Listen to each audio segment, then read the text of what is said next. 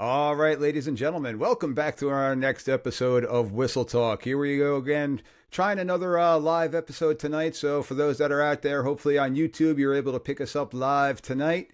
But got a little bit of a different kind of show tonight. So, first time bringing in a group, so trying to bring in a full crew here tonight. We were able to get 4 out of the 6 members here in New Jersey. Again, our crews here are typically 6-person crews, but tonight I'm lucky enough to have with us Mr. Steve Citro, the head referee out of the Central Jersey Chapter, Christopher Muriello, and we got Anthony Molinaro.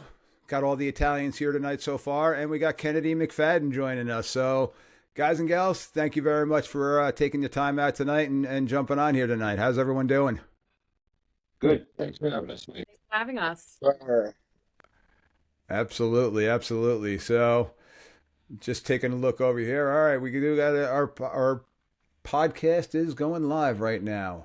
So, again, something different tonight. I wanted to bring on a crew. And I know how my crew works, so that's why I wanted to kind of reach out to a different group from across the state. So we're kind of mechanically the same, but the crux of why I asked you guys all to come on tonight is I want to start talking about communication between crews and how important it is for us. And I picked it up from somebody else, but I refer to it a lot. Us being the third team out on the field, and how that all plays a part in becoming a third team. But before we dive into the whole communication thing, let's go around the table and allow each person to introduce themselves. So, Steve, you're our head referee, so we could start off with you, if you don't mind. Sure. Again, thanks for having us, Mike. So I am the referee coaching with these other 3 competitions with me tonight. We've been together this is only our second year. And we started up last year. We had a solid first season, trying to build upon it. And one of those things is we're constantly working on our communication. Um, I'm sure we're going to dive into that as we go along here tonight. Absolutely. All right, Chris, how about you? How you doing? Thank you for having us again. So I am actually a hybrid official this year. I'm on the line as well as deep. It changes week to week. So it's definitely been exciting. And yeah, we're happy to be here. Happy to have this conversation. Cool. Thank you again. And Kennedy, the young old person I was told in pre-production. How you doing tonight? Hello, I'm good. Thank you for having us. I've been officiating for 3 years now. I am the side judge on my crew, and I'm looking forward to joining this podcast today. Thank you again. All right, and last but not least, a fellow after my own heart here, another fellow umpire, Anthony. How are you doing? Having me. Again, I'm with Kennedy. We went to the cadet program together. So again, this is my 3rd year as well. And I man the middle. Very nice, very nice.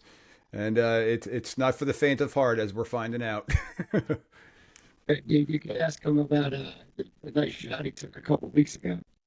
Oh yeah, I gotta you take got. him some pads, a helmet and some pads for the next game. Yeah. Yeah, I've been getting hit a lot this year, Mike. I don't know what's going on. Oh, I had myself backpedaling this past weekend, and then a kid complaining about being held. And I'm like, son, I have no idea what you did there, because I was about 17 yards in the backfield at that point in time, just trying to save my butt. So, well, first time in 3 years I actually got knocked down. So. Oh yeah. I did a junior varsity today, and I was actually the umpire, and I do not like it at all. I got hit twice, actually. I'm not too good at moving out of the way just yet. I need more training. Well, listen, have you ever played basketball? Yeah, I did growing up. I can set a hell of a pick, so I tend to find myself moving around and setting up in different spots for that purpose, so that because I coached for 20 years, and when I knew that umpire was staying 7 yards into the right side, I had my kid running a 6.5 yard route off of him. So I try to move around and take different spots for that purpose. So yeah, it takes a little bit of time. And that's why we're white hand stay for it. Yeah, but your game's boring back there. True. So one of the main reasons that I asked again that I asked everybody to come on tonight, I wanted to talk about our communication as officials between not only us but our communication with the players, the communication. Kennedy, you being on the sideline, you're getting the earful from the coaches and the communication that we're having with the coaches. So, what are some tips that you guys have for just the overall communication between you guys as a crew? Like, how did you all come together that you blend together so well? Yeah, so it all started, like I said, a couple of years ago, and we start in the off season. We get together, we hang out, we talk. Basically, communication to get to know one another, right? So we learned, I should say the core parts of what my expectations are, but they've also learned what to say, when to say it. So it's also all a feel of how you operate within your crew, and it's constantly evolving. But outside of get-togethers in the off season, these guys make a running joke every week about my pregame email, but I do a pretty extensive pregame email. And at the very top on every one, highlighted is please read this in its entirety. And if somebody misses something, you read it in its entirety. So we have a little fun with it, but it starts there. You know, pregame topics, when to align, where to park, that's all communicated. I get the information from A, B, really to the crew. And if they don't respond with a confirmed email, I get it. Busy. Like if they get my email, they're going to show up to the game. So game week starts right there today on Monday.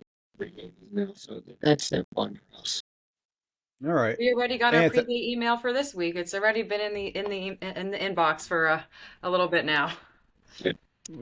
But does that inbox now have it as being unread or read? It's So red. We are confirmed, and see you on okay, Thursday this week. yeah, I got a game Thursday night myself this week. Yeah, So yeah. so I can and confirm all but one have read my email to this point. At least acknowledge that they've received it. So I received it and read it in its entirety. That was noted. there you go. Okay. that was nice of you, Steve. Not calling anybody out on that one. Now that person's actually not on the call, so we're good.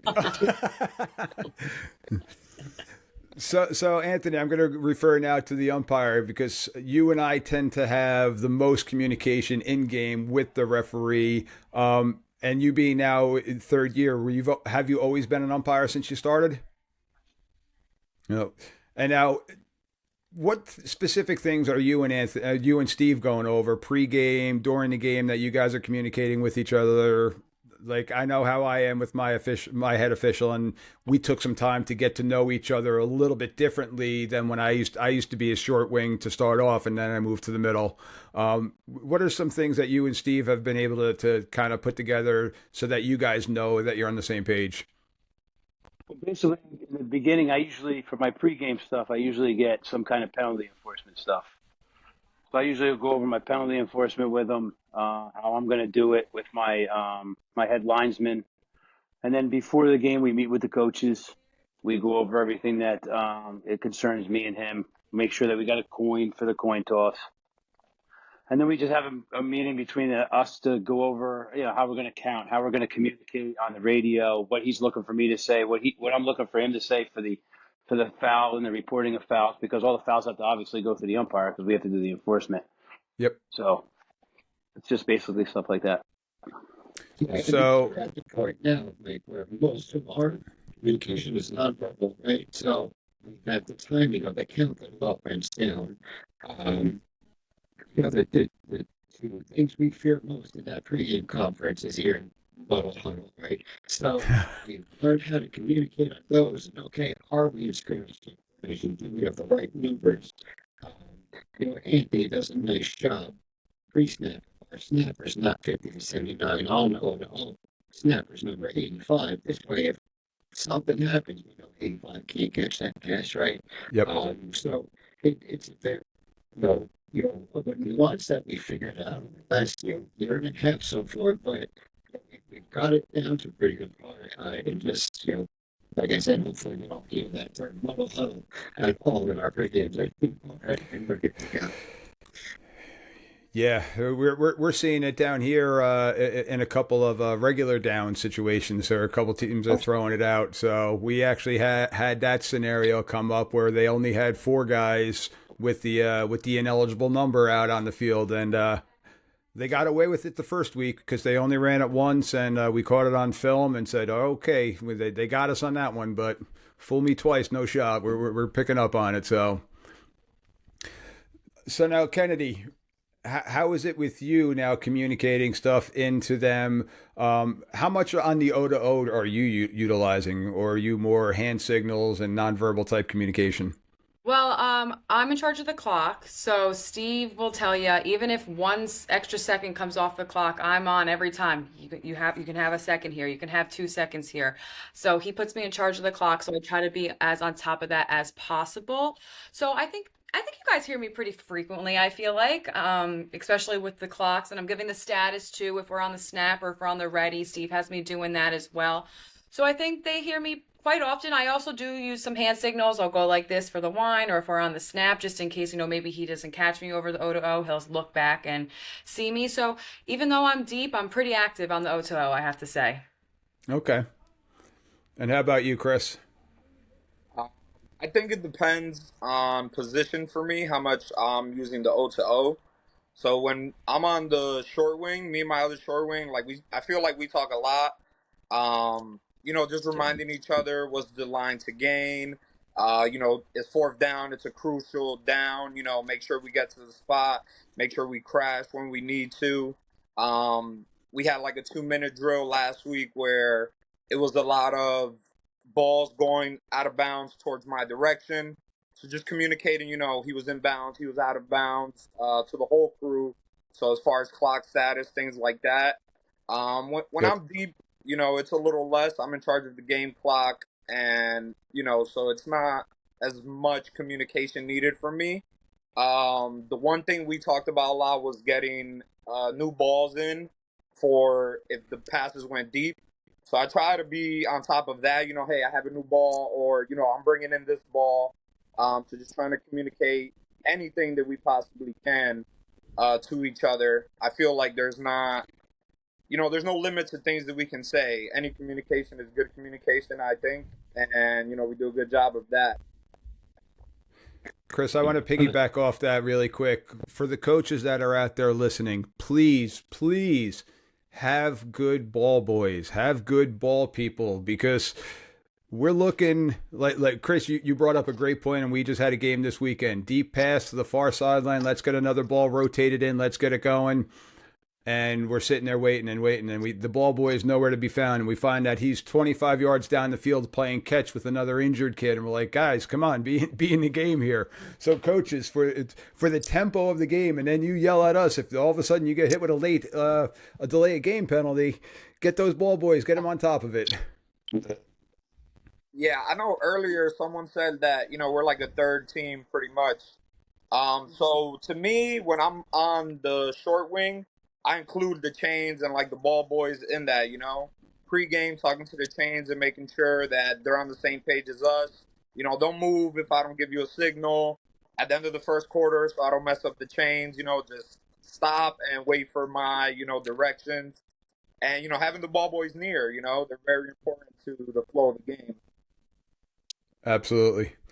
Steve, I think I interrupted you before. What were you about to say? Yeah, I was going to say one key thing that Chris didn't think to mention is that communication on first down, close to the sideline, letting me know for in or out of bounds. I think everybody's called those. I get into it. I don't get that information. Yeah. So I need to know if I'm not reminded by one Yep. assignment, I guess you should say, but that's information that's critical in my role. And, you know, even if I just look up and I see a little one of these or one of these, it doesn't have to be much. But, as much as we can. Greg said, you can't communicate too much. There are times where I will say, I don't need four people tell me the same thing, though, right? So I restarted a good habit of, hey guys, number four is the injured player, right? Right? Everybody knows number four is a simple one play now.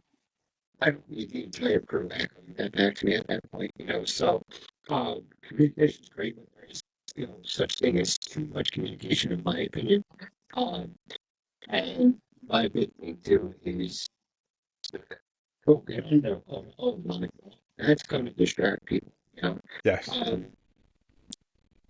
like you could ask Anthony, he and Zach was typically our headlines. They communicate over and over penalty enforcement. Hey, we're going from the 35 to the 45. Surprising myself, that doesn't affect me as I'm making my announcements. I know some referees it would, but I like hearing it because I can confirm in my mind, okay, I know we're turning to the next spot here. It's also probably helping you with pointing direction because I'm sure as a crew chief, you've probably pointed towards the defense when it was supposed to be towards the offense accidentally. And so hearing that, you've done that too before, I did Kennedy? that last week, yeah. That human element that we have, absolutely. So I know, and talking about the O stuff, my particular crew that we're with, we kind of echo the same sentiment that you all seem to have. We're not very verbal on the O if we don't need to be. Penalties, let's get on there, let's communicate it. But we've actually gotten to a really good rhythm. I like to fill in for other crews too. So if I got an off weekend or if there's an extra day, I'll tell my assigner, hey, throw me on another game because I like to see how other crews are working different things too. And there's some crews where everybody's stepping on each other with the O, and this person's talking, that person's talking, and then the referee's like, I didn't hear one word that was said there. Well, everybody just shut up and just, okay, Kennedy, you had the flag. What do you have?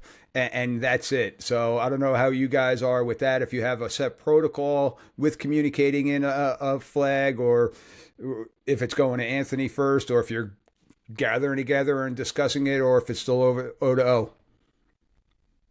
I think it depends, kind of. Like, what did you say, Steve? It depends, and really? Yeah, so to that point, I do say, like I said, Kennedy is the primary over so I don't want anybody else coming over with block status, right?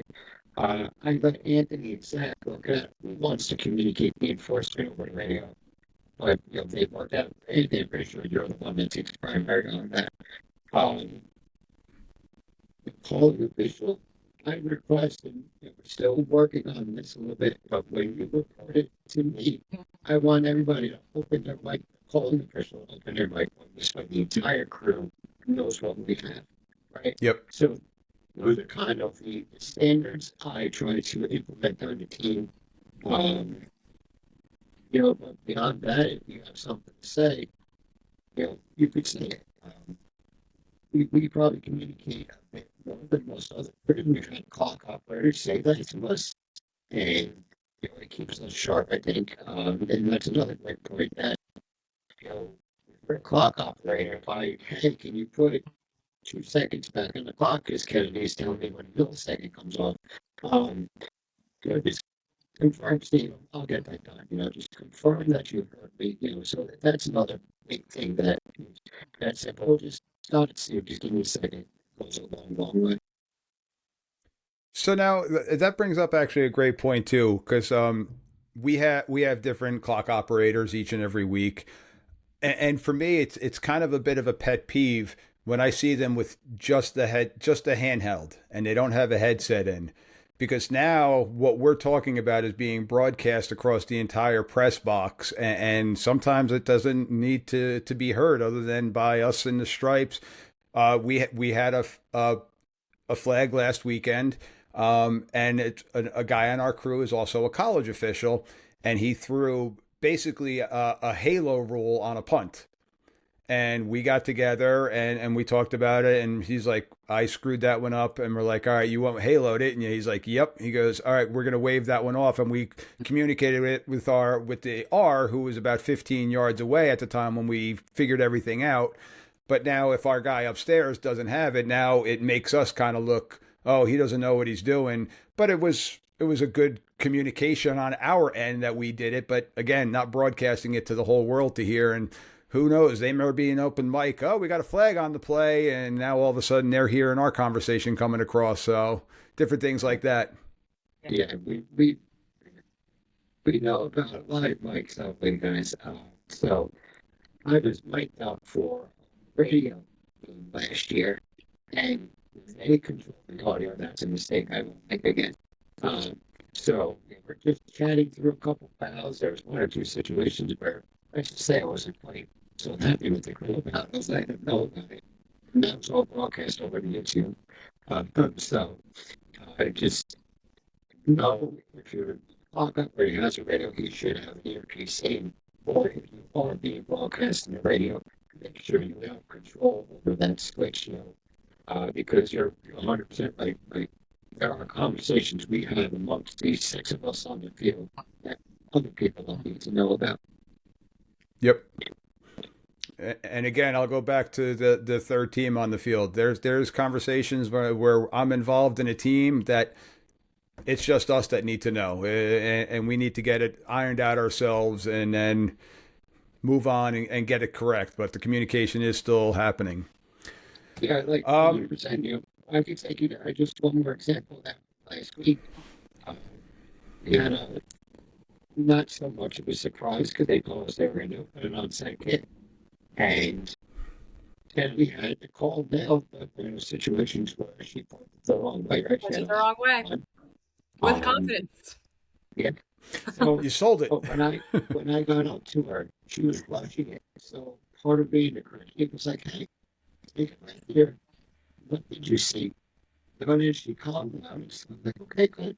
Why'd you point that direction?" She goes, "Oh no." So that's part of something I learned as a crew chief too, is learning how to communicate with your crew when their mind is spinning, just to Yep. settle them down.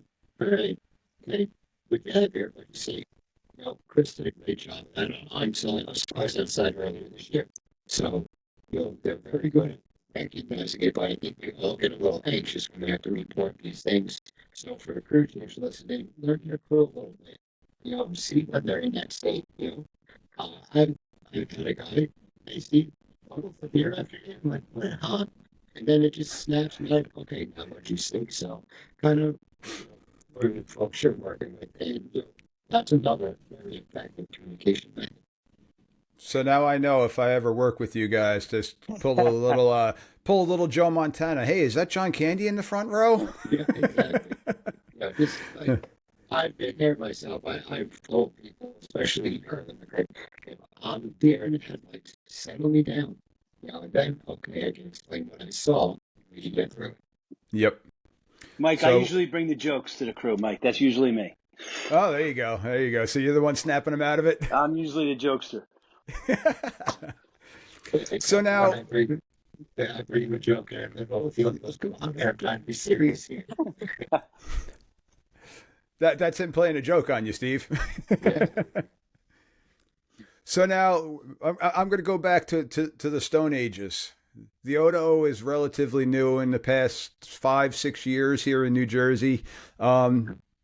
So before that, it was all nonverbal communication.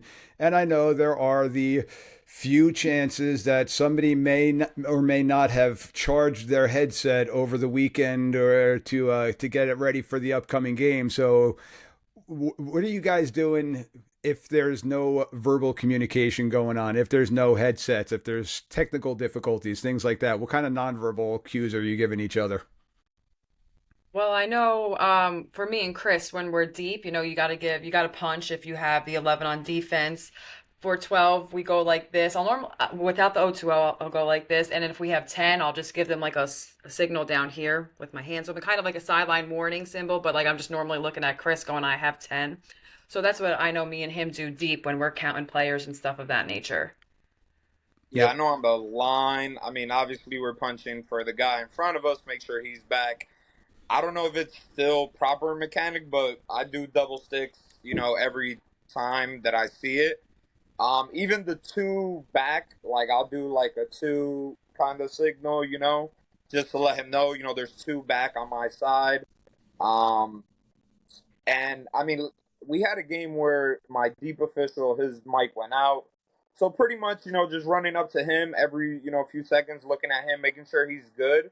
If there's anything he needed to communicate, I would relay that to everybody else. So even just something as simple as that. Yeah, and I know you mentioned that you don't know if it's still the mechanic, but even just doing that subtly, the cross, I still do it too. I don't. I think it's still for the double sticks. I'm signaling it to both my wings that we had double sticks. They're signaling it down deep too, because the last thing we want to do is have somebody point first down, and it's they just got it's now 3rd and 9, so they just passed the first stick. But yeah, so when I'm a short wing, I'm giving the kids a chop. Okay, I got you on, and then I'll bring my hand down. But the hand punching back, that's still normal. But now in the middle, and Kennedy, you brought this up. For me and my R, I'll give them a kind of a two-handed slap on my chest that hey, I only got 10 right now. So Same for us, that's Mike. our communication. That's what you guys do also. Yep. So yeah, and then it's just the punch up to the sky. That all right, we got 11 and 12. It's I'm grabbing my hanky and I'm throwing that thing up, killing it and counting. And okay, hey Al, we got 11. I messed that one up, waved that one off. But when in doubt, because I'd rather be wrong and have it waved off and swallow my pride than all of a sudden we have illegal participation and a 15-yard penalty because we were late on our count. And for So us, so we punch kind of like out to the right for 11. okay, So Steve's got the advantage on me, because he's standing right behind the huddle, so he can count. He counts the 11 before me. yep, Then when I get out, it's good to see. We make eye contact. We kind of give a punch to the right if we got 11, and then we're good to go. Again, if we have 10, we pat our chest. 12, we flag. So we have the same. It's basically the same communication that you guys use. yeah.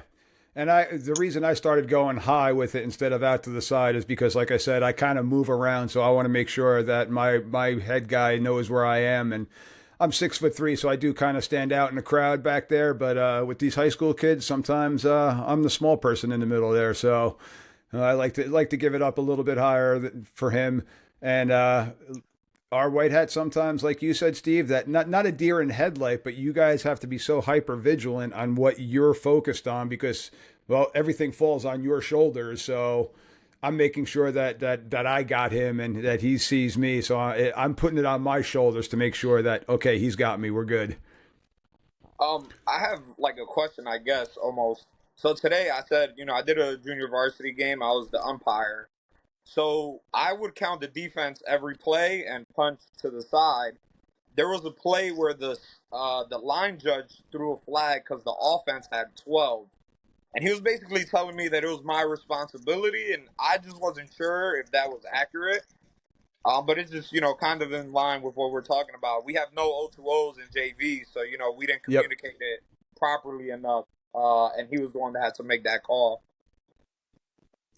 So my question back to you, because it's different. Each school that we have down here tends to be different. How many people did you have officiating the JV game today? So we were four, two on the line, a referee, and then myself as the umpire. Okay. Yeah, because half of our JV games are 4, the other half we're getting 3. So that's definitely changing up with the mechanic on Yeah, that. it's the same up here. It's the same here.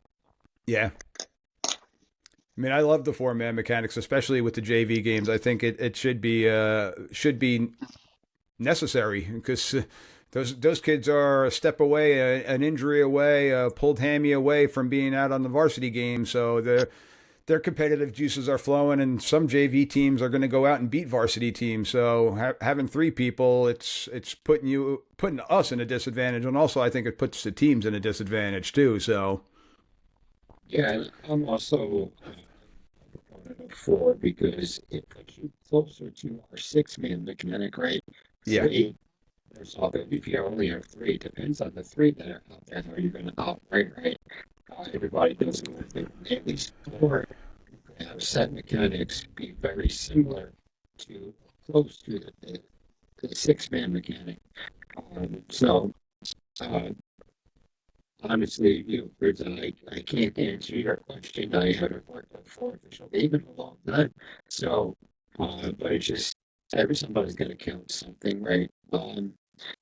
At the higher levels, I know short wings are responsible for counting the offense as well. I don't know how you count for the sideline, but they're supposed to. So yeah, and that was something, and in the old 5-man mechanics that I was working, I would always in my head, I saw two people running off to the sidelines. I would just have I would have two fingers just dangling down on my side, knowing that okay, two left the sideline. That means two got to be coming off the sideline. So I kind of just did those little nonchalant cues just to myself. So knowing that hey, in a 5-man mechanic, I got to now work with just a back judge. I don't have a deep person doing those counts, so I'm going to help them out and give those counts too. So Yeah, for sure. And I just thought of something too. We were talking earlier about signal double sticks, right? And we're talking about this signal. I've simply going to this signal because if you do okay, this, what does this look like? Right? This looks like it's not the clock. yep. Either make sure it's low, change it a little bit. Oh, that's a good point. I like that. I like that. So just kind of your hand shuffling and simulating two sticks. So that's definitely a good one. Yeah, and So then now, one signal too, just thinking of more. Like Anthony and I started relying on a bit more is the one, right? A lot of folks think that's oh, let's fourth down, we're on the clock either way. That's not technically what the signal is for. The signal down is to say we're in scrunch kick formation, right? So yep, we're giving that snap protection. We talked earlier about the dreaded muddle huddle, and especially when we have that, I won't signal the ball into the first until they shift into a traditional field goal formation. This way, Andy and I know, okay, we're in scrimmage kick formation now. We can have the number exception. So that's the other thing that it signifies, right? Is we can now have the numbering exception in play. So, yep, and definitely that reminder too of it being a live ball as opposed to okay, clock is we got a clock's not moving now, so we got to run and play here, or if a block happens, we're going with it. We're not killing it right away. So now, as a crew, talk me through how you guys work together when you're in that 2 minute situation, that hurry up offensive type of situation where it's late in the game or late in the half, especially late in the game in a really tight game, and the team is really really hustling to get on there. Anthony, I know, and this is one thing my white hat always reminds me. It's my job to control the tempo of the game as the umpire and making sure that everybody else is where they're supposed to be.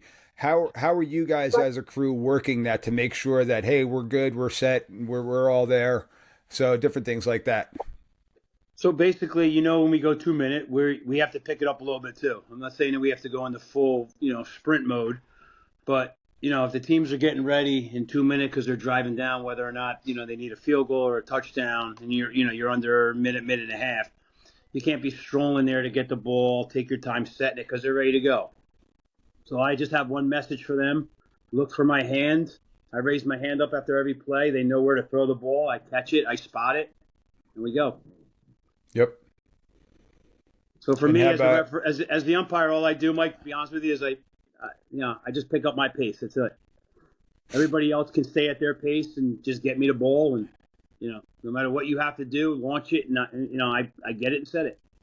I think Steve does a good job of keeping us focused too. A few weeks ago, we had a game in under 2 minutes. It was super close, and the team that was down was driving down the field and everything like that. But Steve really does a good job of getting on the O2O and just telling everybody, hey, just relax, finish strong, and let's just ref some football. I think sometimes a lot of us, especially me, I'm a newer official too, which I psych myself out. Sometimes I get in my head. I'm always nervous. You can ask Steve. I'm always nervous. He'll say I'm the most nervous official ever.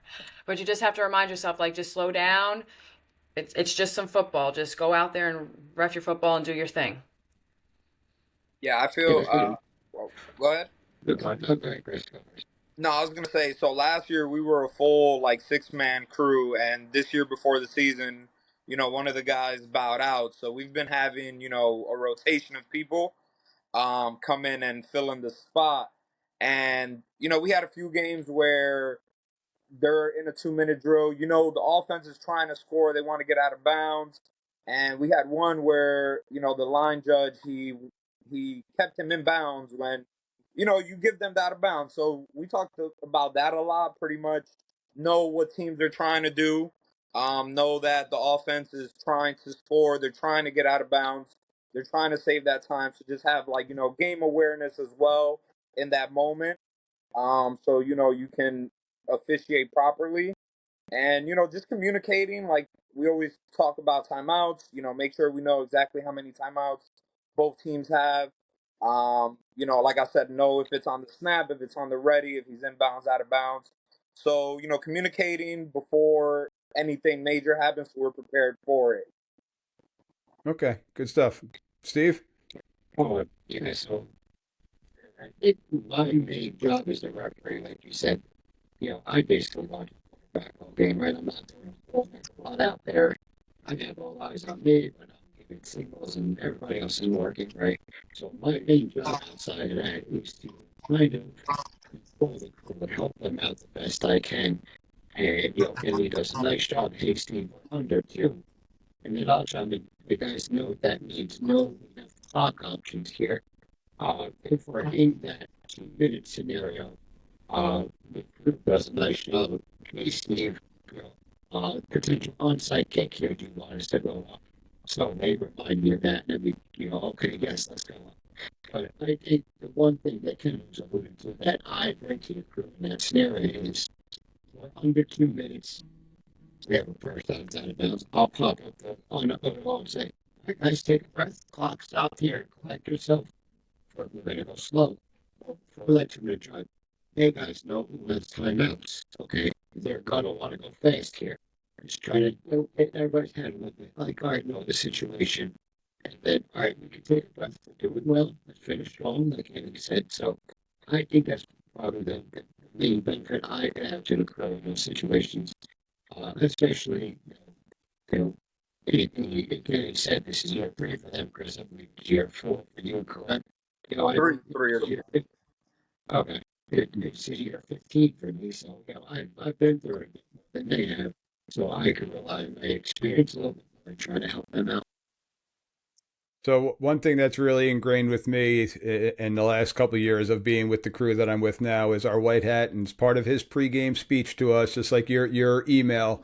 But he always reminds us: hustle, don't rush. Hustle, don't rush. Get to your spots. Let it sink in. It's not a rush, but we want to get there and do our jobs. But let's make sure that we're still processing everything correctly, because in the heat of the moment we do tend to get overexcited too, especially you get a tight game, a good game like that, and the kids are running around. It's something that I definitely get into, especially being the umpire in the middle of the field, of trying to make sure we get the ball spotted, get it going. But again, I got to look to make sure chains are set, deep people are back where they're supposed to be, got another ball coming in or whatever it may be, different things like that. So yeah, that's good stuff right there. I Go ahead. Sorry. No, I was gonna say I feel like I also mentioned that, like you said, the chains are set. So whenever we go about to go 2 minutes and I have the change, I just let them know, hey, we might need to pick up the pace a little bit as well. Just have them ready to move. Like you said, hustle, but don't be too fast. But we do need to move. Yep. Yeah, especially don't want those chains going too fast on us, and all of a sudden realizing that we had a yellow hanky down on the ground and now they're already gone. So that could be a bit of a pain. So now with that, and so staying with the chains, I know one thing that we emphasize, especially with the chains, and you get a mixed bag of people that are holding the chains for us. Some of them are dads that work for the school, or they're teachers in the building that are working. Freshman and JV level, goodness, you're lucky if you got 3 human beings that are holding the chains for you. But the big thing that we always talk about is let's make sure that the most competent one is on the box. So if that box person can run down there and get the box set, we could set the chains off of that box. So in that 2 minute drill, we do want to get the chain set. But if we get the box set, he's at least got or he or she's at least got that line of scrimmage for us, so we at least know where we're going to go back to. So if the chains are just a little bit delayed, we're okay with that. So what are your thoughts with that one, Steve? I don't know how you guys run it. And you could ask a lot of people. I'm probably one of the faster tempo referees.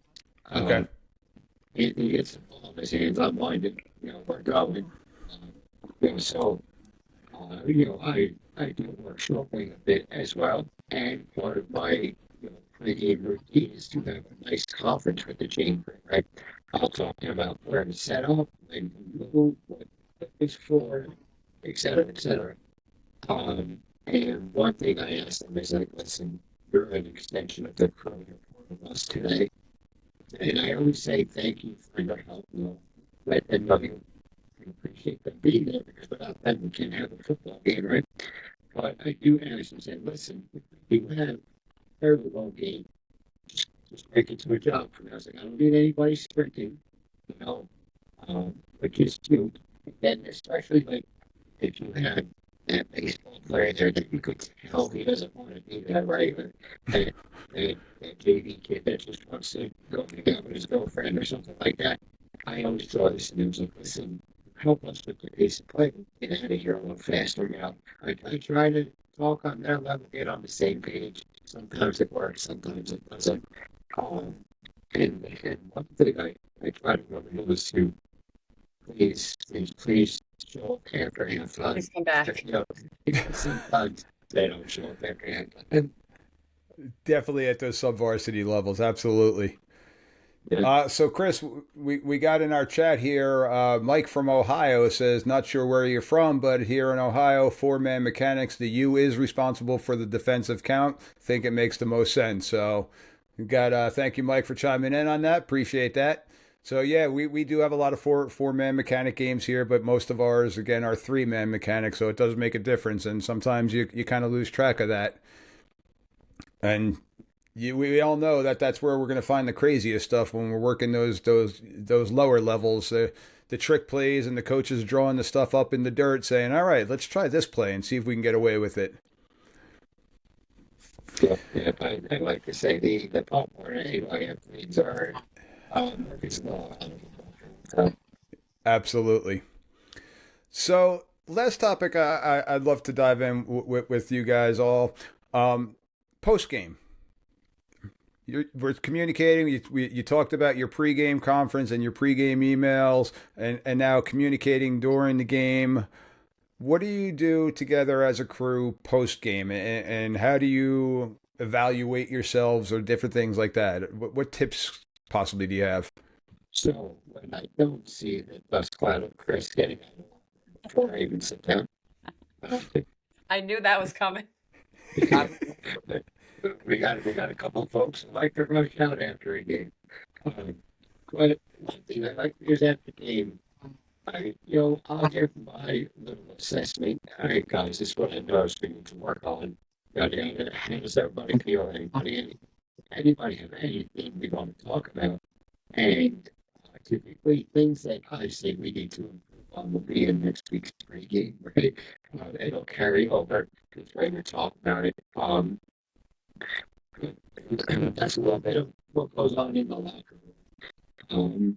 And then once we get our huddle film, we all watch our huddle film. I have a spreadsheet for the season, and game by game, I try to go watch every play as much as I can of every game. Sometimes it's not feasible, but I'll give notes. And okay, on this play, a little trouble early in the season of him moving around the line. Granted, he had some good offensive lines pushing players into his lap. But we talked about, all right, getting settled in, game by game, we've seen improvement now based on those evaluations we do. Self-scouting, things like that. So it carries over from, we get off the field, we get back into the locker room, with 5-10 minute chat, and then the game evaluation comes in. We have a number of text messages. Next week, not last week, 2 weeks ago, we got a pretty unusual play where we had OPI and DPI on the same action. And talk about communication. Like it was very unusual. So I walk up to Zach and Kennedy because I see they both had flags. Zach goes, I got OPI, Kennedy goes, I got DPI. I'm like, what am I doing here, guys? Right? They were both very confident. And we decided on we're going to offset it. And sure enough, when we looked at the film, it was clearly there both ways. And I was like, this is crazy. Chatting about situations like that and reaching out to our mentors and folks that have done this a little longer. Hey, how would you handle this situation? So I know I've talked a lot about post game, but that's also some things I work into my routine in between games. That's great stuff. And yeah, I'm my 20 years of coaching background got me addicted to huddle. So I'm a film junkie still right now. Anthony, how about you? What are some things you do post game valuation wise? It's the same exact thing. Usually, we all come dressed professionally. We have a professional standard when we walk in, so we don't come in uniform. So we all get there early. We get our uniforms on, and on the way back, we change and we go, khakis and polo shirt. That's how the majority of us leave. So there's a 10-15 minute time frame that we have to sit back and get dressed. So there's a constant conversation. If you think you might have missed something on a play or something happened that might not have been your call, that you didn't understand the way something was called, we throw on each other. Or somebody's mad because of some thing they think they might have screwed up. We talk each other through it, and then when we at night, usually if we can't sleep, or I work early Sunday mornings, so I usually am the first one to watch the film. And it goes back to the way we do for preparation and communication. We are constantly all week throwing stuff around on it. We have a group text message or a group chat or whatever you want to call it, and we're constantly throwing stuff to Steve or to each other about, a play that we had, a play that we saw, and we get 6 different, thoughts on it, and then it usually comes up in a pre-game or a post-game conversation the following week. Good So stuff. what I'm saying is we don't officiate on Friday, and then this, like, next week we have a game on Thursday. We don't get back together into it on Thursday. We had our game on Friday. We huddled on Saturday. Our pregame comes out today. We'll joke around all week, and then Thursday, we show up and we start our pregame, and we're back at it. Good stuff. Kennedy, anything Yeah. you'd like to add? I would just say really the same thing. After every game, we go in the locker room together. We all talk it out. What did you see? What did you have here? Sometimes you have to talk somebody off the ledge because they're a little upset over a call they made. But you just got to kind of move on to the next week. I know with the OPI and DPI play we had, I couldn't wait for that film to come out. And I the second it came out, I went and I found that play and I texted Zach. I was like, play, I think it was 155. I was like, 155 that's our play. Go look at it. I said, I think we got it right. I think we talked about that play for like a week and a half. If it was OPI, if it was DPI, what all of our referee colleagues were thinking of it at that time. But just really, I think most importantly, I love watching the huddle. I love going on and watching the film. I think that's where I get a lot of pointers and knowledge, and I can better myself. So I really do like to tune in and get the huddle from the game day. I'm a little upset from our past game this week. The first quarter is only like 13 plays, and I wanted to see a few things on it, but I can't watch it because we don't have those plays. But that's just how it goes. But I think it's really important. Like Anthony said, we don't just show up on Friday and throw our clothes on and ref. And that's something my mom's pointed out to me. She's like, I never thought that this much goes into reffing. She's like, you just kind of think you go out there and ref the game. I said, no, we have our meetings. We have our great emails that Steve gives us, our pre-games, we go to clinics. So it's more than just showing up on Friday night and throwing the stripes on. There's a lot that goes into it. Absolutely. And Chris? In my defense, I do always ask 100%, like, hey, what do you have for us, in the post game? I don't just leave that quickly. Um, but no, honestly, like Steve said, the post game in the locker room, it is usually a quicker thing, just where we talk about some big plays, big moments. We do learn there too. I'll ask, hey, did I do this right, or what do you think about that? But like he said, it's all about what happens after the game. Reviewing the film. The game evaluations are, it's the little things that you don't even think about that they're observing you for. It's not always the flag that you throw or don't throw. It's very small things, mechanical things, just how, you are presenting yourself out there as well. So, we carry that throughout the week, and it's never just, hey, this game is over and that's that. So like I said, this is my third season. In my first year, the crew was very, we're here, we're gonna get paid, we're gonna do the game, we're gonna go home, so it was kind of a culture shock to me to see how much, he cares, and it's spread through us. And like I find myself doing homework and watching film and doing all these things like Kennedy said, it is a lot of work, and it feels worth it when you go out there and after the game I say, hey guys, like I feel like I had a great game, and it makes you proud to do that. I feel like I learn every week something new, and that's all part of the system, essentially. That's great stuff. I love to hear that everybody's diving into huddle. And if I can make one request again to the coaches that are out there, if you have an end zone camera, please submit that in too, because I could say for Steve and Anthony, for myself as an umpire, that's our best angle because that's what we're looking at. And if you are a school that has drone footage, that is one of the best things for us mechanically to see to make sure we're in the right position for all six of us on the field. I've had a couple of schools send me some great drone footage, and it shows everything. It's that eye in the sky, and we've gone back and as a crew, we've talked about it with one of our deep wings. Hey, you were a little bit too deep on this particular play where the normal sideline camera is not picking that up because sometimes they're just getting maybe a 15-yard depth from side to side. So, I mean, there's some sideline cameras where, Steve, you wouldn't even be in the picture as the head referee. You're so far back. For safety reasons, and rightfully so, but just that's how sometimes it's really tight with those camera angles. But yeah, any camera angle coaches that you could submit to your local association for review to huddle, it's being watched by us. You could take our word for it. It is being watched. We are trying to get better on it, and we're trying to improve the game for you as coaches, for the kids as players. It's helping us out as much as it's helping you guys out too. And no, we are not going out and sharing your film with everybody. No offense, they probably already have it too. So, but my last request that I have is, Steve, if you get an opportunity, if you could send me that OPI DPI clip, I would love to see that.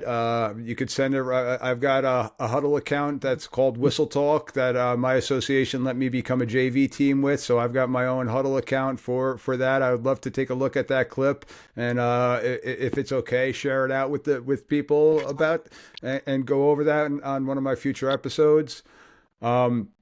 Yeah, But absolutely. I don't know if I could share it with Huddle, but I clipped it outside of Huddle. I think, like I said, can be exact.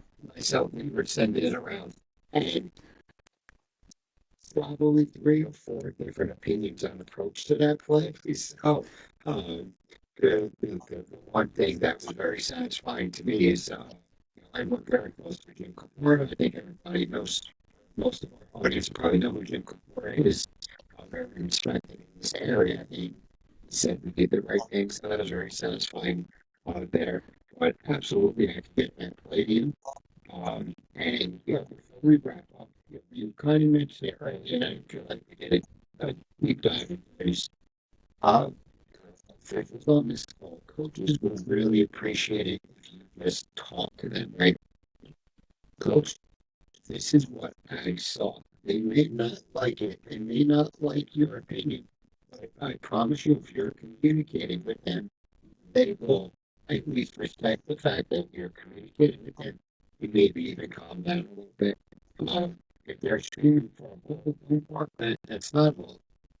Wherever you see a hold, okay? And now just click here. Coach, I saw the same thing, and for the X, Y, Z reason, I did not think it was a hold.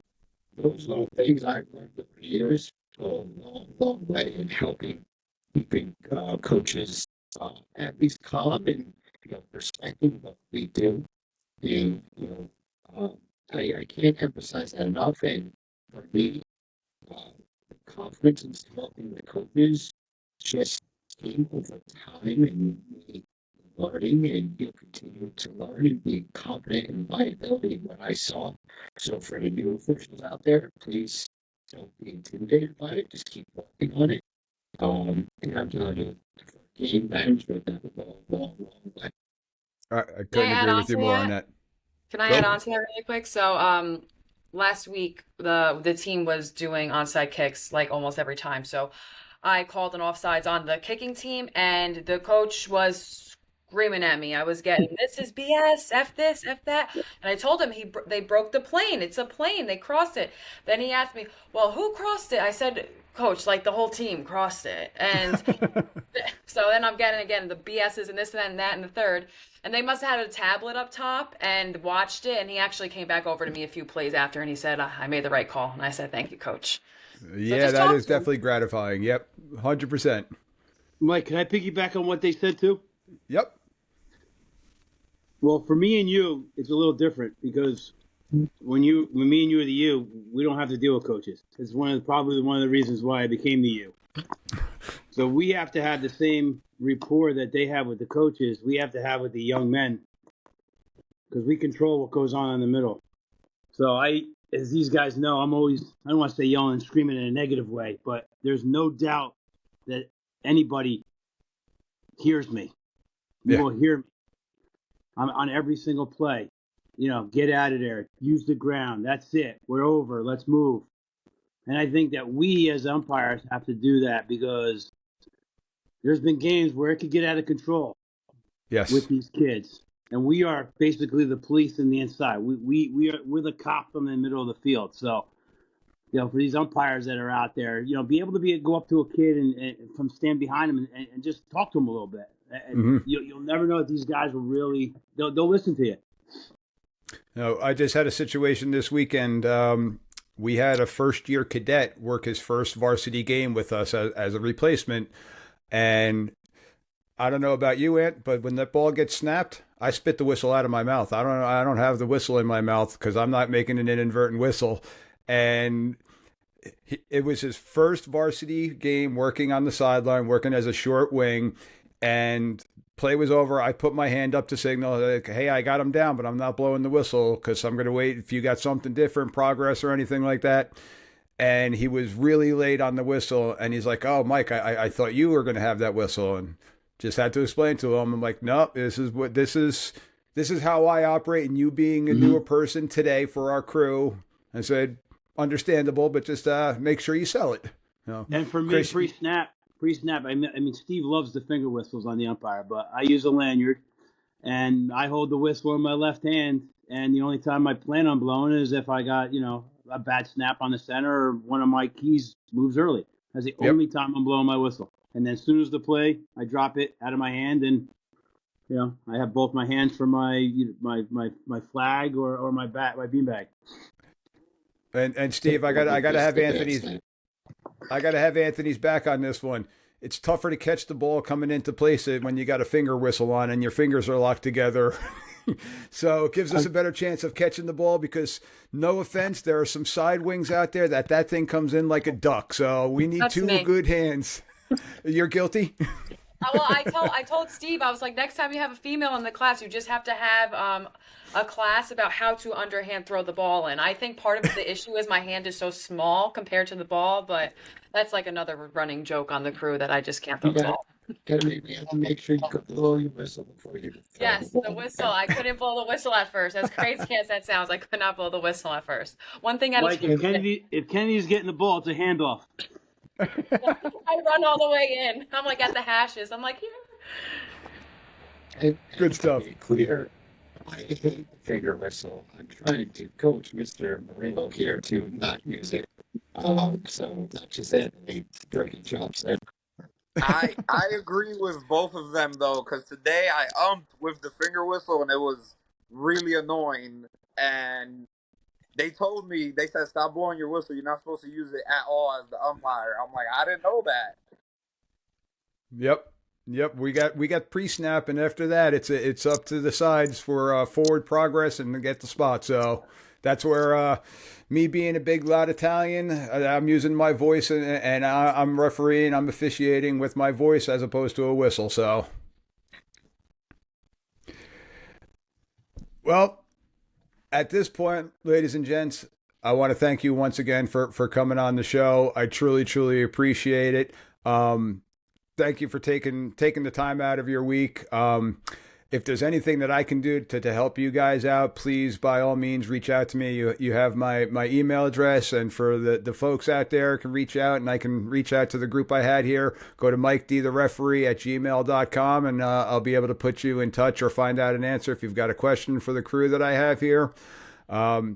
Ladies and gentlemen out there, please make sure you go to those YouTube channels, Spotify, hit those like, subscribe buttons, and different things like that. We're just trying to get the word out about what we do and how we are the third team trying to continue to get this game to be greater and greater each and every day. Once again, Steve, Chris, Anthony, Kennedy, thank you very much for coming on tonight. I appreciate you guys. Thank you. Thanks for Anytime, having Mike. us. It was fun. Go Yanks. Yes, go Yankees. I may have just lost half of my audience right now. Sorry, go Mets. We got both of us in here. Go Mets. Now I definitely lost my audience. Thanks. All right. Thank you once again, everybody. Have a great night and have a great rest of your season. Thanks, Mike. Thank you as you. well. Sorry.